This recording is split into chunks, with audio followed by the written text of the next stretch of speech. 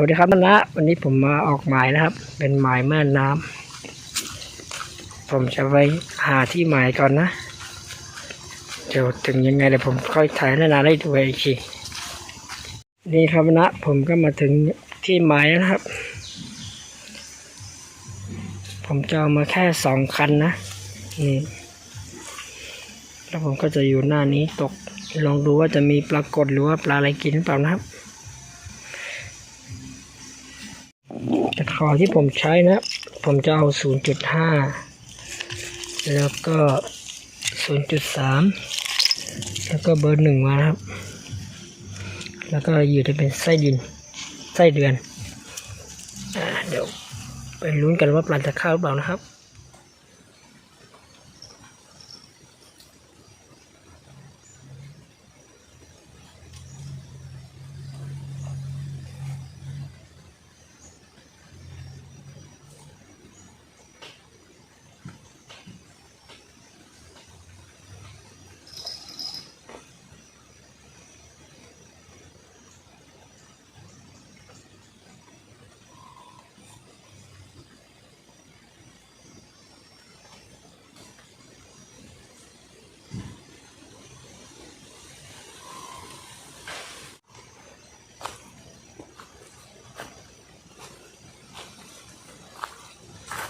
สวัสดีครับนะ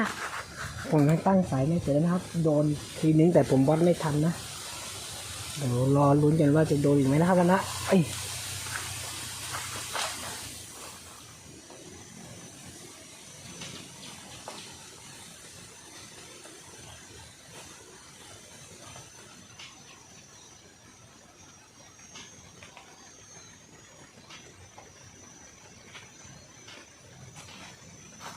นี่ครับพี่สาวแตกตัวแรกนะครับไซนิ้วก้อยถือว่าไม่แห้วนะที่นี่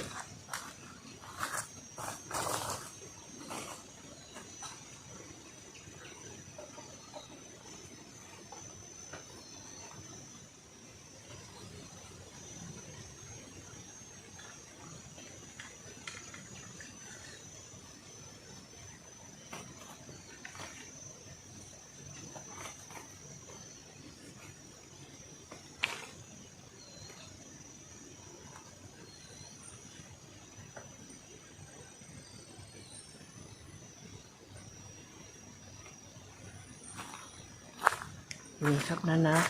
ตัวที่2ครับ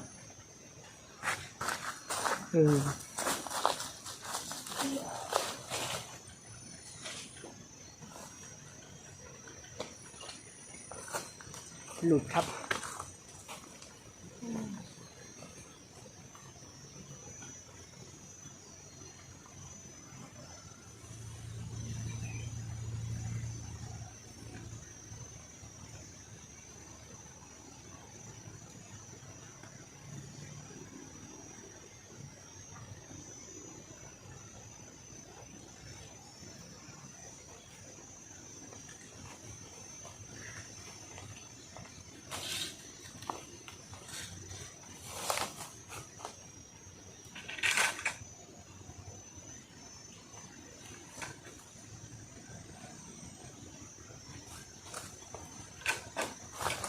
นี่ครับตัวที่3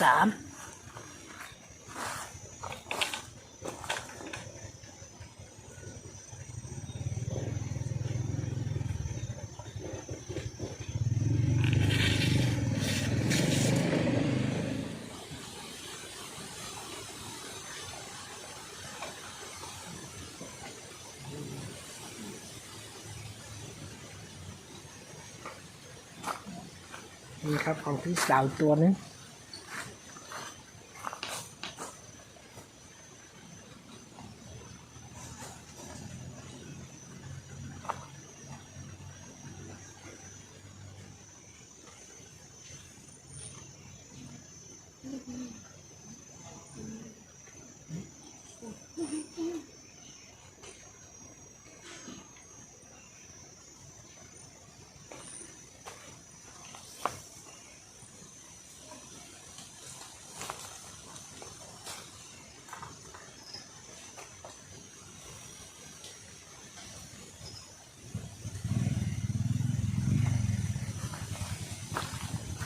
นี่ครับได้หนึ่งตัวครับ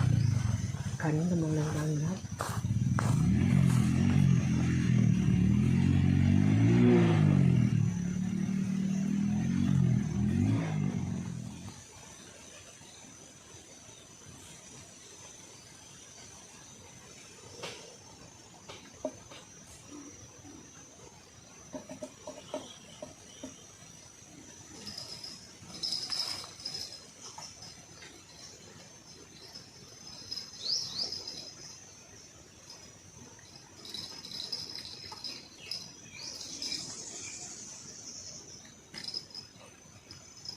โดนนะครับนะหลุดครับตัวนี้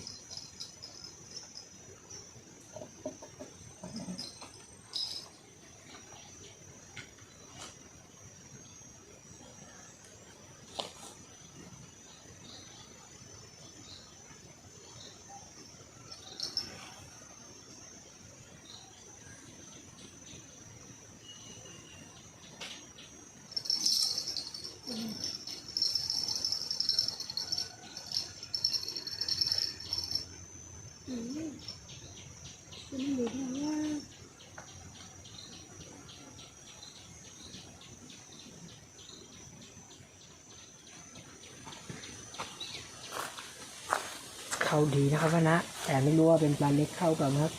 หลุดบ่อยมากนะครับ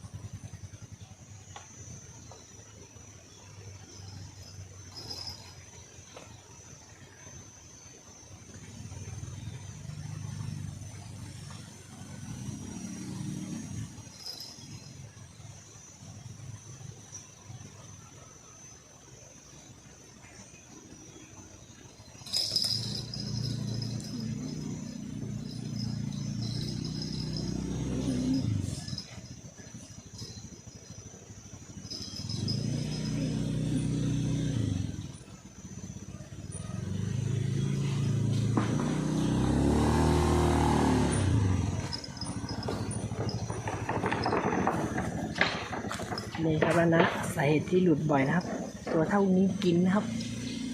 แต่ก็ถือว่ามานะครับ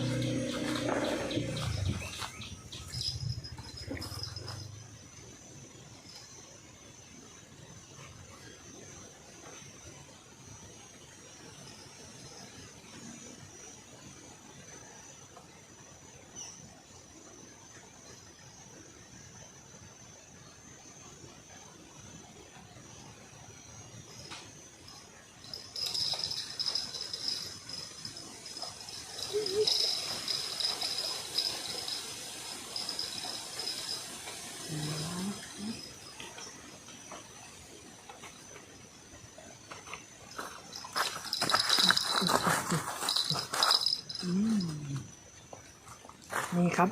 ปลาตะเพียนไซส์งามๆให้3 นิ้วครับนี่หมา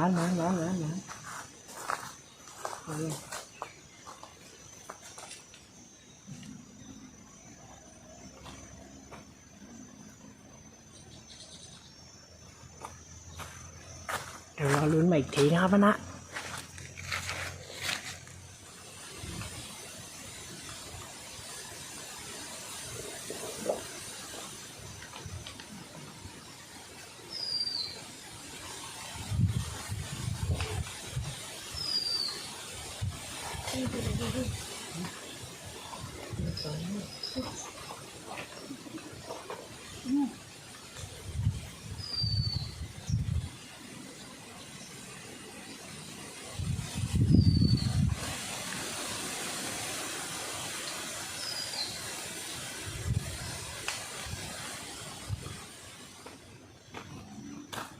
ดึงทีนึงแรงมากครับแต่ผม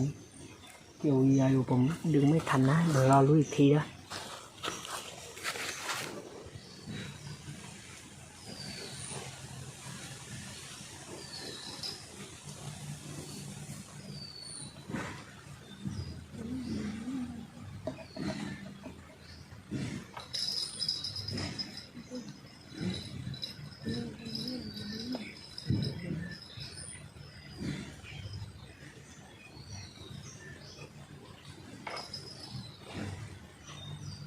ดึงไม่กินนะมันน่าตัวนี้ระหว่างที่บอกตกปลาอยู่วัวก็มาด้วยนะครับ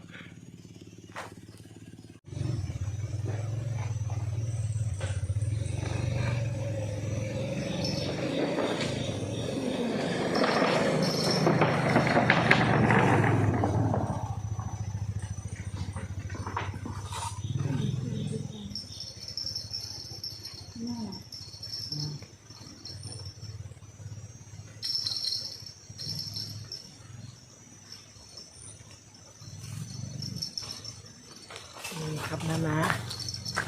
แต่อีกตัวนึงแล้วนะครับนี่งามๆไซส์งามๆนะครับ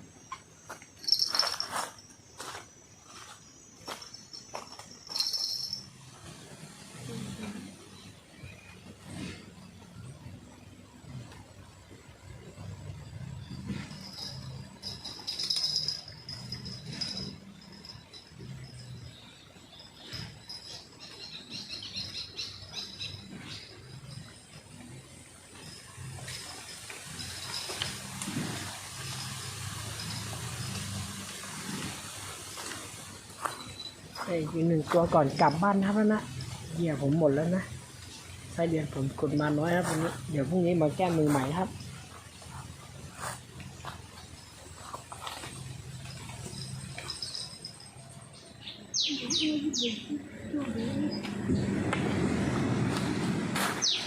ครับนะก็